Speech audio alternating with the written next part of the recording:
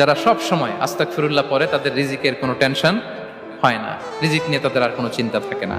আল্লাহ নবী নূহ আলাইহিস সালাম যিনি ওনার জাতিগোষ্ঠীকে বলেছিলেন ফাকুল তুস্তাগফিরু রাব্বাকুম ইন্নাহু কানা গাফফারা, তোমরা বেশি বেশি ইস্তিগফার পড়ো, তিনি ক্ষমাশীল।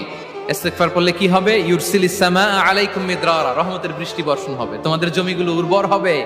ওয়া ইউমদিদুকুম বিআমওয়ালি ওয়া বানিন, আল্লাহ তাআলা তোমাদেরকে সম্পদে বারাকা দিবেন, সন্তানে বারাকা দিবেন। ওয়া ইয়াজআল লাকুম জান্নাতিন ওয়া ইয়াজআল লাকুম আনহারা, তোমাদের ফসল ক্ষেতগুলো সবুজ শ্যামল হয়ে ভরপুর হবে, তোমাদের রিজিকে বারাকা নেমে আসবে। তাহলে আমরা যেন বেশি বেশি